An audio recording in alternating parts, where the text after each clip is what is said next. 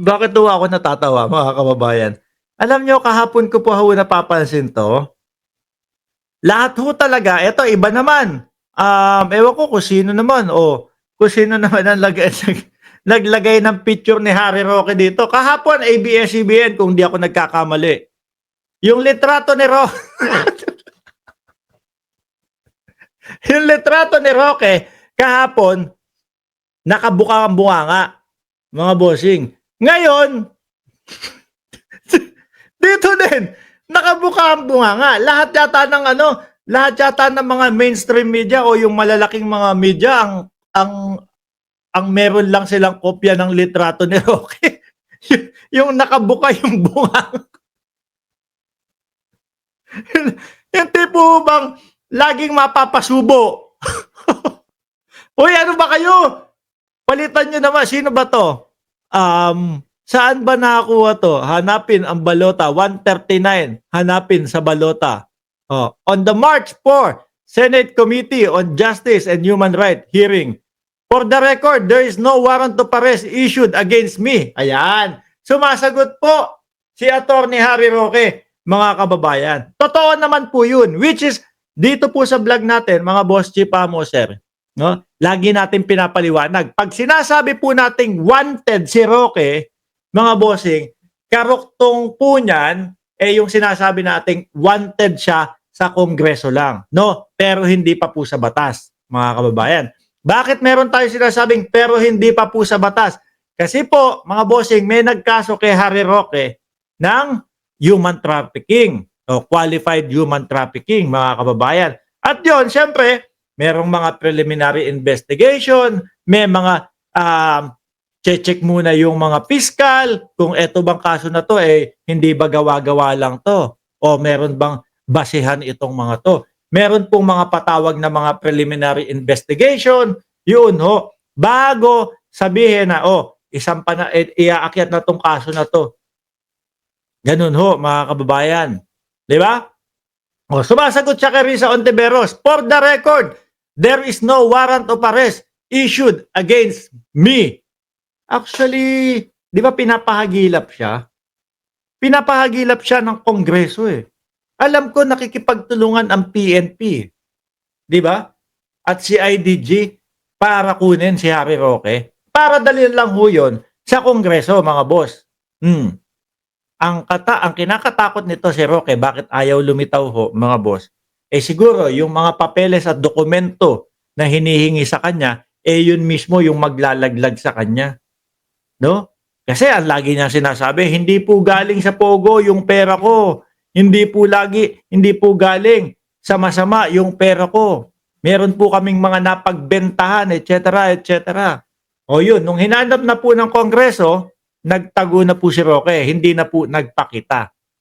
Mga kababayan, hanggang sa umabot, contempt, hanggang sa sabi makikipagtulungan na ang PNP para hagilapin si Roque, lumabas na ng bansa, kung saan na pumunta, may balita nung isang araw o kahapon na nag-Japan daw, papunta ng Estados Unidos.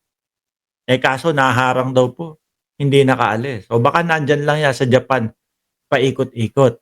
Ang kinatatakot din isa nito, mga boss, no? Baka pagka nakuha siya, nadala sa Kongreso, yung kulungan naman ho doon, hindi mo masasabing kulungan talaga Tipong ano lang ho yun, mga kababayan. Yung tipong kwarto, yung kung saan nyo nakita si Vice Presidente, no?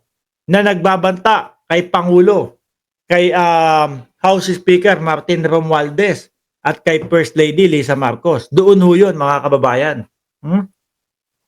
Yung sinasabi ng Vice Presidente na pinatayan po kami ng ilaw dito, no? Wala na po kaming ilaw. Yun pala, paano papatayin ng mga kapulisan yung ilaw? O nung sa Congress yung ilaw? Yung switch nasa loob nila. Nakikita nyo yan, mga kababayan? Ganyan. O kung meron, kung meron man hong magpapatay ng ilaw, mga boss, sila ho na nasa loob. O yun yung kulungan sa Congress, mga bossing. Kapag ka nakuha siya, doon siya ikukulong. No? Pansamantala lang ho yun. Sabihin mo na 1 linggo pinakamatagal o 10 days ang pinakamatagal ho, mga bossing. Ang kinatatakot nito, baka yung 10 days na yon dumiretso sa oblo. Baka yung habang nandoon siya mismo sa loob ng Kongreso, bigla naman pagsabi, nako, eto, hindi umattend si Roque doon sa mga preliminary hearing at etong kaso, no, ng human trafficking, may kumbaga, may mga ebidensya at kailangan talagang litisin. Baka yung Congress lang matuluyan na po na maoblo, mga boss, no? Wala pa naman pong bail yun. Alam ko yun din ang isa sa nagdiin kung bakit hindi makalabas si Buloyski, no? Correct nyo na lang po ako kung mali. Tuloy natin. For the record, there is no warrant of arrest issued against me. Flight from a congressional contempt, no? I wish to underscore cannot be the evidence of anything. As DILG Secretary John B. Cremulya said, I am being pursued not as a criminal or fugitive but as a resource person. Having said this, I have no hold departure order and have the right to travel. Mahirap ba itong intindihin, Senator Risa Ontiveros? Kaso sila mga kababayan, no? Yung mga sinasabi nilang hindi po galing to sa Pogo, malinis po yung aming pera, pagkakataon na ho nila yan para ipakita sa sambayan ng Pilipino na yung mga sinasabi nilang kaperahan nila, yung kung hindi ko na matandaan yung mismong bilang pero from 1 digit na million, bigla na lang pong naging 63 to 65 million ho, mga kababayan. Real quick. Ganun ho kabilis, mga bossing. Ngayon, binibigyan sila ng pagkakataon para ipaliwanag yun. Hanggang sa, sige, may mga dokumento ka ba nito? Ipapakita ko sa inyo. Nung pakitaan na po ng tarob, tarob? Nung pakitaan na po ng dokumento, mga bossing, ayun, umiska po na po at hindi na po nagpakita si Roque. At ang huli pong mga nakikita natin ay litrato na lang po ni Attorney Harry Roque na halos karamihan po ng nakikita ko nakabuka ang bunganga. Sabi ni Shiro Kansaki, tarub. Mali, sorry lang. Di ba? Attorney, dapat inaharap mo na to no? Siyempre, ang taong bayan napapaisip na sa iyo na yung kaperahan mo talaga, yung mga 65 milyones na yan, galing sa Pogo. Paano? Tinakbuhan mo yung Kongreso, imbis na ipapaliwanag mo na, wala. Eska po ang ginawa mo, lumabas ka ng bansa. Di ba, mga bossing? Bakit ho naging red flag si Roque? Patungkol po sa Pogo. Unang-una, yung mga papeles nila, baka may red contract nila ni AR. Yung mga papeles nila, nalalabas po sila ng bansa. Diyan nga po nasabi yung kumbaga, pinili ko po o kasama ko po si AR de la Serna kasi may sakit po ako. No? Napag-alaman natin, diabetes yung sakit. Kapag po diabetes, mga kababayan, meron pong mga may diabetes na tinuturukan po. Kaya kung sino man ng mga babalita patungkol kay Harry Roque, palitan nyo na yung mga picture na nakabuka ang bunganga. Ibahin nyo na, no? Turok na lang. kasi ituturok naman yung di ba, yung gamot sa diabetes. At ang napili niya na maglalagay siguro ng insulin si AR de la Serna, mga kababayan.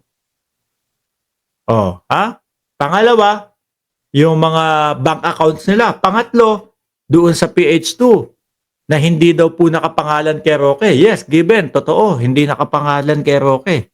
Nakapangalan sa PH2 pero ang mga incorporator ho mag-asawang Roque din. Sila lang din ho, mga kababayan. So, pinapaikot lang ho tayo.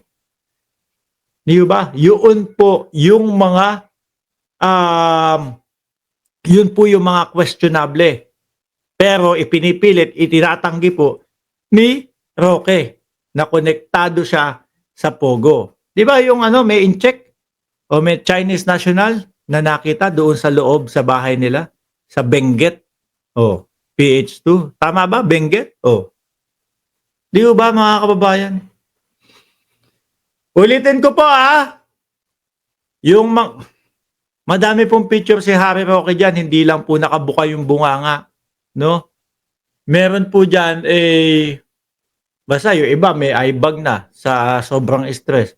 Yung iba ano pa mataba pa siya, no? Eto stress na po siya dito oh. Ang hilig nitong mga to. Doon sa picture ni Roque na nakabuka yung bunganga.